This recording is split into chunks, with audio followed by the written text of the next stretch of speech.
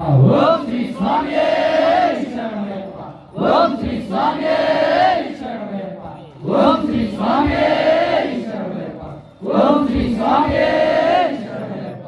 ಓಂ ಶ್ರೀ ಹರಿಹರನಾರಾಯಣ ಶರಣಮಯ್ಯಪ್ಪ. ಸ್ವಾಮಿಯೇ ಶರಣಮಯ್ಯಪ್ಪ. ಓಂ ಶ್ರೀ ಸ್ವಾಮಿಯೇ ಶರಣಮಯ್ಯಪ್ಪ.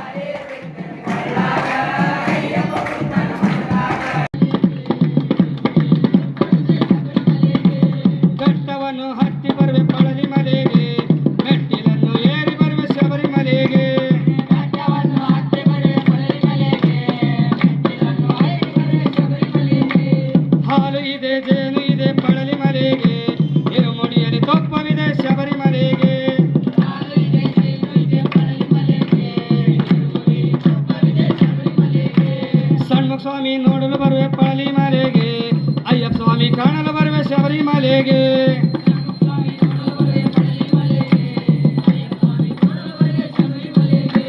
ಹಾಲು ಇದೆ ಜೇನು ಇದೆ ಪಳಲಿ ಮಲೆಗೆ, ಇರುಮುಡಿಯಲ್ಲಿ ತೊಪ್ಪವಿದೆ ಶಬರಿಮಲೆಗೆ.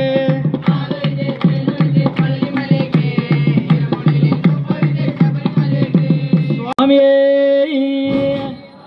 ವರವ ಪಾಲಿಸೋ ತಂದೆ ಶಬರಿಗಿರೀಶ.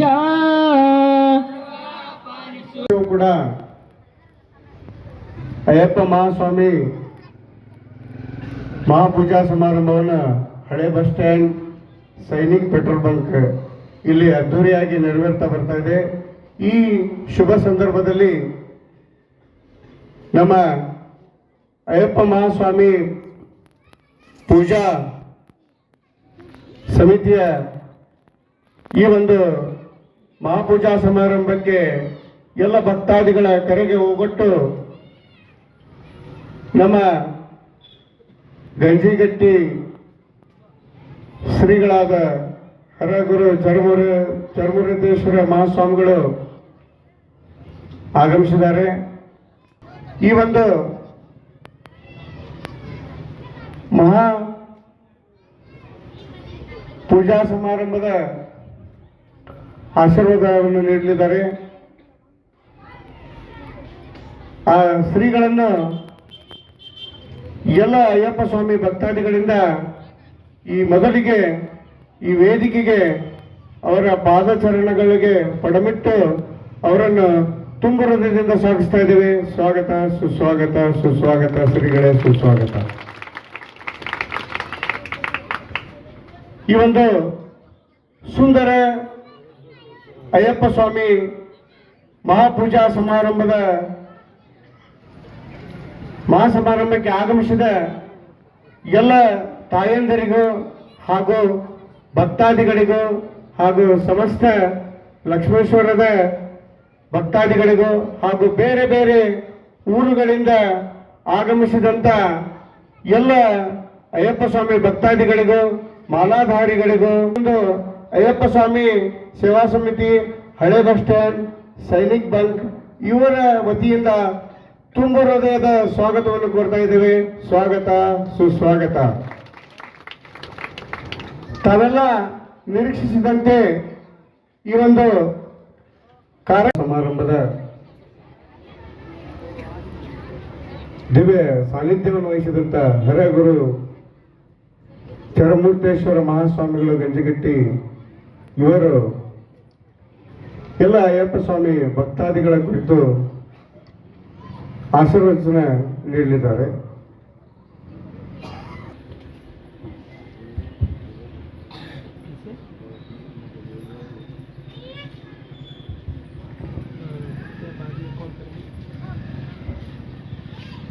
ವಿದೇಹಿ ದ್ವಿಷತಂ ನಾಶಂ ವಿದೇಹಿ ಬಲಮುಚ್ಯತೆ ರೂಪಂ ದೇಹಿ ಜಯಂ ದೇಹಿ ಯಶೋ ದೇಹಿ ಋದ್ಧಿಸೇಹಿ. ವಿಶ್ವಾತ್ಮನನ್ನು ಪ್ರಾರ್ಥಿಸಿಕೊಂಡು ಆರಾಧ್ಯ ಗುರುವನ್ನು ಆರಾಧಿಸಿ ಸ್ಥಳೀಯ ದೈವವನ್ನು ಸೋಮೇಶ್ವರನ ಸ್ಮರಿಸಿ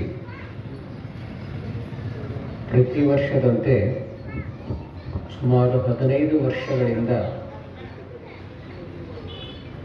ಅಯ್ಯಪ್ಪ ಸ್ವಾಮಿ ಸೇವಾ ಸಮಿತಿಯವರು ಮಾಸದ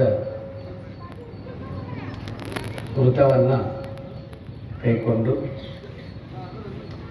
ಕೊನೆಗೆ ಅಯ್ಯಪ್ಪನ ದೇವಸ್ಥಾನದ ದರ್ಶನ ಮಾಡಿ ಅಲ್ಲಿ ಜ್ಯೋತಿಯ ದರ್ಶನ ಮಾಡಿ ಬರುವಂಥ ಒಂದು ಮಾಲಾಧಾರಿಗಳಿಗೆ ಹಾಗೂ ಎಲ್ಲ ಸ್ವಾಮಿಗಳವರಿಗೆ ಅಭಿನಂದನೆಗಳನ್ನು ಸಮರ್ಪಿಸ್ತಾ,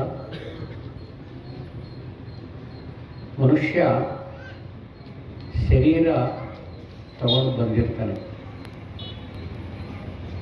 ಶರೀರದ ಕೆಲಸ ಏನು ಮಾಡಬೇಕು ಅದು ಸರಿಯಾಗಿ ಮಾಡಿಬಿಟ್ರೆ ಈ ಶರೀರದ ಸಾರ್ಥಕತೆ ಆಗ್ತದೆ. ಮೊಬೈಲ್ ಕೂಡ ಇಸ್ಕೊಳ್ಳಿ, ಆ ಮೊಬೈಲ್ ಇಸ್ಕೊಳ್ಳೋದು ತಂಬರಿ, ಮೊಬೈಲ್ ತಂಬರಿ. ಯಾರು ಮೊಬೈಲ್ ಇದ್ರಿಲ್ಲ, ನೀವು ಶರೀರ ಕೆಲಸ ಮಾಡ್ತದೆ.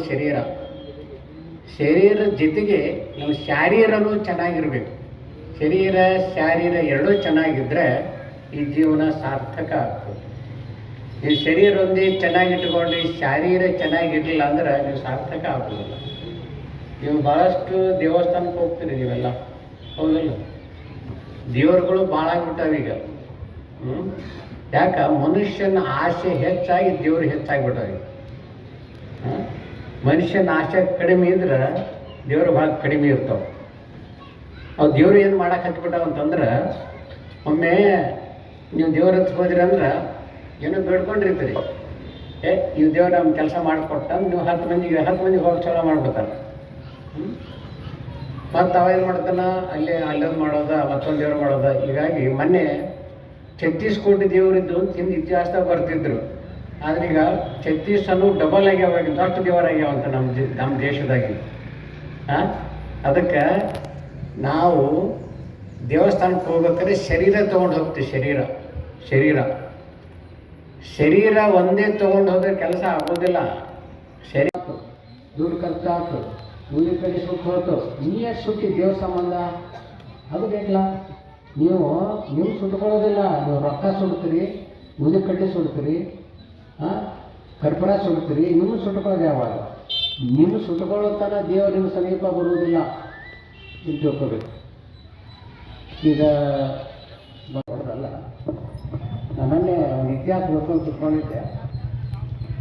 ಜಗತ್ತಿನಾಗ ಅತ್ಯಂತ ಹೆಚ್ಚು ಬಂಗಾರ ಸಂಗ್ರಹ ಮಾಡಿದಂಥ ದೇಶ ಯಾವುದು?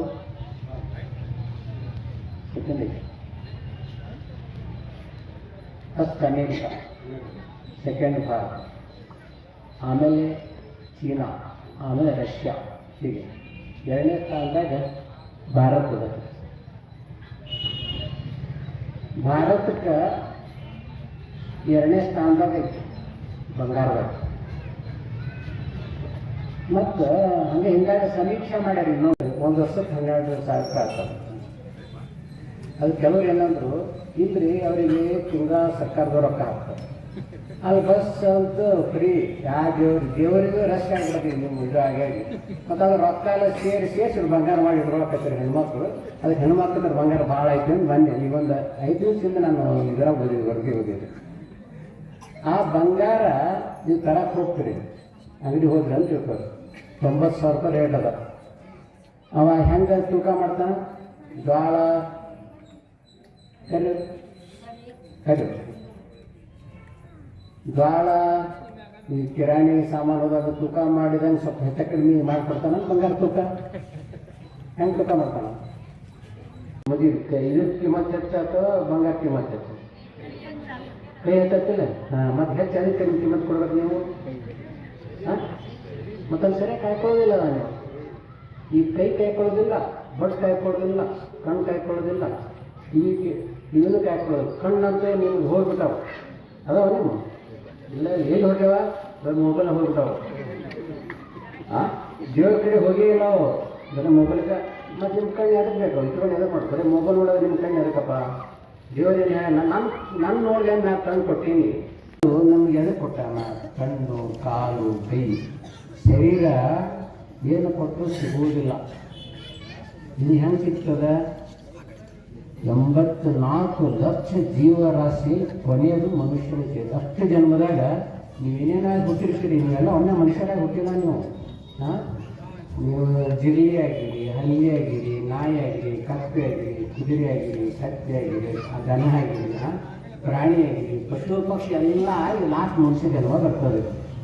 ಅದಕ್ಕೆ ಏನು ಹೇಳ್ತಾರ? ವ್ಯರ್ಥ ಮಾಡಬೇಡಿ ಹುಚ್ಚಪ್ಪಗಳಿರ. ಏನು ಹುಚ್ಚಪ್ಪಗಳು? ಯಾರು ಹುಚ್ಚಪ್ಪಗಳು? ಕಣ್ಣು ಮೊಬೈಲ್ ಕೊಡೋರು ಹುಚ್ಚಪ್ಪಗಳು. ಕೈ ದೇವ್ರ ಪೂಜೆ ಮಾಡಲಾರ್ದ ಬರೋ ಮಂಜಿದು ಲಂಚ ತಿಂದೆ, ಮಂಜಿ ಹೊಡೆದೆ, ಇವರೆಲ್ಲ ಹುಚ್ಚಪ್ಪಗಳ. ಏನು ಅದಾವ ನೋಡಿ, ಆಸೆ ಮುಂದಗಳು ಕೆಲವರು. ನೀವು ಆಸೆ ಕಳಿಸಿಲ್ಲ ಕೆಲವ್ರಿಗೆ ನಮ್ಮ ದೇಶದಾಗ.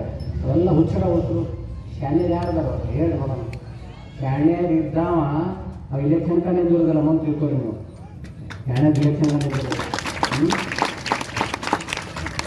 ಅದಕ್ಕೆ ಶಾಣ್ಯರು ಅವರಲ್ಲ, ನಾವು ಶಾಣ್ಯರು. ಯಾಕೆ ನಾವು ಯಾಕೆ ಶಾಣ್ಯರು ಅಂದ್ರೆ 84 ಲಕ್ಷ ಜೀವರಾಶಿದಾಗ ಬಂಗಾರ ಬೆಳಿ ಕೊಡಲಾರ್ದು ಅಮೂಲ್ಯವಾಗಿರುವಂಥ ಶರೀರ ನಮ್ಮ ದೇವರು ಕೊಟ್ಟಾನ. ಇದನ್ನು ಸರಿಯಾಗಿ ಬಂಗಾರದಂತೆ ಶುದ್ಧವಾಗಿಟ್ಕೋ, ಬಂಗಾರದಂತೆ ಬ್ಯಾಲೆನ್ಸ್ ಮೇಲೆ ಹೋಗಿ ನೀನು. ಅಂದ್ರೆ ನಿನಗೆ ದೇವರೇನಂತಾನ? ಏನ ಕರೆಕ್ಟ್ ಕಳಿಸಿ, ಕರೆಕ್ಟ್ ಅದ ಮನುಷ್ಯ. ಕರೆಕ್ಟ್ ಅಂದ್ರೆ ಕರೆಕ್ಟ್ ಎಲ್ಲ ಲೆವೆಲ್ ಇರ್ಬೇಕಲ್ಲ, ಅದಕ್ಕೆ ಅಂತ ಕರೆಕ್ಟ್ ಇದ್ದ ಮನುಷ್ಯ ಕರೆಕ್ಟಾಗಿ ದೇವರ ಹತ್ರ ಹೋಗ್ತಾನೆ. ಅದಕ್ಕೆ ಶರೀರ, ಶಾರೀರ ಎರಡು ಕರೆಕ್ಟಾಗಿ ಇಟ್ಕೊ. ಎರಡು ಕರೆಕ್ಟಾಗಿ ಇಟ್ಕೊಂಡಪ್ಪ ಅಂತಂದ್ರೆ ಇದು 94 ಜನ್ಮರಾಶಿಯಲ್ಲಿ ಹುಟ್ಟಿ ಬಂದಿದ್ದು ದೇವರಿಗೆ ಸರಿಬೇಕು, ದೇವರಿಗೆ ಸುಡಬೇಕು. ಅಂಥ ಋತವೇ ದೇವರಿಗಾಗಿ ಸುಡುವಂಥ ಋತ. ದೇವರಿಗಾಗಿ ಶರೀರದ ಸುಖ ಕಡಿಮೆ ಮಾಡಿಕೊಳ್ಳುವಂಥ ಋತ ಯಾವುದರಿಂದ? ಅದು ಅಯ್ಯಪ್ಪ ಸ್ವಾಮಿ ಇರ್ತಾರೆ.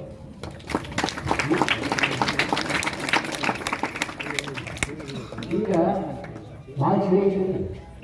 ಹಾಂ, ನೀವು ಕನ್ಯಾ ಜಗ ಮಾಡಿದ್ರೆ ಗಟ್ಟಿಗೆ ಇದ್ದೀರಿ. ಗಟ್ಟಿಗೆ 9 ಬಿಸಲದಾದ್ರೆ ಆರಾಮ ನೋಡಿ. ಚಳಿ ಮುಖ ಎಲ್ಲ ಬೇಜಾರ ನೀವು ಮಕ್ಕಳಿಗೆ ಗೌರಿ ಅಂತ ಹೇಳಿಲ್ಲ, ಎಂಟು ಕೇಳಂತ ಹೇಳಿಲ್ಲ. ನೀವು ದೌಡ್ ಹೇಳಂಗಿಲ್ಲ, ನಿಮ್ಮ ಮಕ್ಕಳಿಗೆ ದೌಡ್ ಎಬ್ಸಾಗಿಲ್ಲ. ಯಾಕೆ ಸಂಜೆ ಹೊಡೆದ್ರೆ ಲೇಟಾಗಿ ಎದ್ದು ಬೆಚ್ಚ ನೀರು ಸ್ನಾನ ಮಾಡಿ ಬೆಚ್ಚನ್ನು ಕುಡ್ದ ಬಂದಿರಲಿ. ಹಾಂ, ಇಂಥ ಚಳಿಗಾಲದಲ್ಲಿ ಬೆಚ್ಚಲ್ಲಿ ನೀವು ಆರಾಮಾಗಿರಿ. ಇವ್ರಿಗೆ ಕೇಳ್ರಿ, ಎಷ್ಟು ಕೇಳ್ತಾರೆ? ನೀವು 8 ಕೇಳಿದ್ರೆ ಎಷ್ಟು ತಾಸು ಅಂತರ ಆಗ್ತದೆ? ಲೆಕ್ಕ ಹಾಕ್ಬಿಡಲ್ಲ ನೀವು. ಚಳಿಗಾಲದಾಗ ಬೆಳಗ್ಗೆ ಮತ್ತೆ ಜೋರು ಚಳಿ ಇರ್ತದೆ. ಅಂಥ ಚಳಿ ಒಳಗೆ ಹೋಗಿ ಮತ್ತೆ ತಣ್ಣೀರು ಸ್ನಾನ ಮಾಡ್ತಾರೆ. ಹೌದಲ್ರಿ? ಅವ್ರಿಗೆ ಏನಾರ ಆಗೈತೆ ನನಗೆ ಮತ್ತು ನಿಮ್ಗೆ ಮಾಡಿ ನೋಡಿದ್ರೆ ಆಕೈತೆ ನೋಡಿ ಏನು. ಅವರು ಇಂಥ ಚಳಿಗಾಲ ಒಳಗೆ ನಡುಗುವಂಥ ಚಳಿ ಮನುಷ್ಯ ಅಲ್ಲ, ದೇವರಿಗಾಗಿ ಭಜನೆಯಲ್ಲ ಭಜನೆ ಮಾಡ್ತಾರೆ. ದೇವರಿಗಾಗಿ ಶರೀರವನ್ನು ದಂಡಿಸಿ, ದೇಹವನ್ನು ದಂಡಿಸಿ, ಈ ದೇಹ ದೇವರದೇ, ಇದು ದೇವರಿಗೆ ಸಮರ್ಪಿತ ಆಗಬೇಕು. ದೇವರಿಗಾಗಿ ಏನಾದರೂ ಮಾಡಿ ಗಟ್ಟಿಯಾಗಿರಿ ಅನ್ನುವಂಥದ್ದು ತೋರಿಸೋದೇ ಅಯ್ಯಪ್ಪ ಸ್ವಾಮಿ ಈ ಋತ ಇದೆ. ಇಂಥ ಅದ್ಭುತವಾಗಿರುವಂಥ ಋತ ನಮ್ಮ ದೇಶದಾಗ ಭಾಳಷ್ಟು ಜನ ಭಾಳಷ್ಟು ಕಡೆ ಈ ಋತ ಮಾಡ್ತಾ ಇದ್ದಾರೆ. ಭಾಳಷ್ಟು ಕಡೆ ಅಯ್ಯಪ್ಪ ಸ್ವಾಮಿ ದೇವಸ್ಥಾನಗಳ ನಿರ್ಮಾಣ ಆಗಿದ್ದಾರೆ. ಅವರ ಊರಾಗ ಕುಂತಿಲ್ಲ ಅಯ್ಯಪ್ಪ ಸ್ವಾಮಿ ಇಲ್ಲಿ ಎಲ್ಲ ಬೆಂಗಳೂರಾಗ ಬಾಂಬೆ ಆಗಿರ್ತಾರಲ್ಲ ಅವು ಕುಡ್ದಾಗ ಕುಂತಾನ ಎಷ್ಟು ಹೈರಾಣ ಯಾವಾಗಲ್ರಿ ಇರುಗುಡಿ ಕಟ್ಕೊಂಡು ನಡ್ಕೊಳ್ತಾ ಹೋಗ್ಬೇಕು ಅಲ್ಲಿ ಎಷ್ಟದ ಮೆಟ್ಲ ಈ ಹಾಡ ಆಡಿದ್ರಲ್ಲ ಚಂದ ಆಡಿದ್ರು ಎಷ್ಟದ ಮೆಟ್ಲ ನೀವು ಹೋಗಿದ್ರೆ ಕಂಡಿದ್ರೆ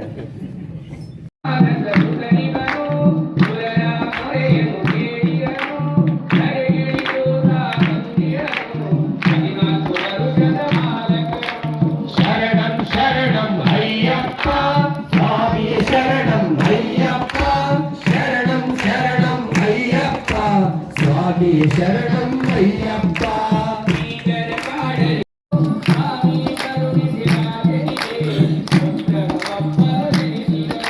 ಶರಣಂ ಶರಣಂ ಅಯ್ಯಪ್ಪ ಸ್ವಾಮಿ ಶರಣಂ ಅಯ್ಯಪ್ಪ ಶರಣಂ ಶರಣಂ ಅಯ್ಯೋ ಗುರುಪುತ್ರನನ್ನು ಹರಸಿದನು ಮೋಗನಾಗಿ ಗುರುಸುತನ ನುಡಿಸುತ್ತ ವಿನಯ ತೋರಿದನು ಸತ್ಯದ ಜ್ಯೋತಿ ಬೆಳಗುತ್ತಿದೆ ನಿತ್ಯವು ಎಲ್ಲರ ಸಲಹುತ್ತಿದೆ ಎಲ್ಲರೂ ಕಣ್ಣಿರಿ ಹೋಗೋಣ ಶ್ರೀ ಅಯ್ಯಪ್ಪನ ನೋಡೋಣ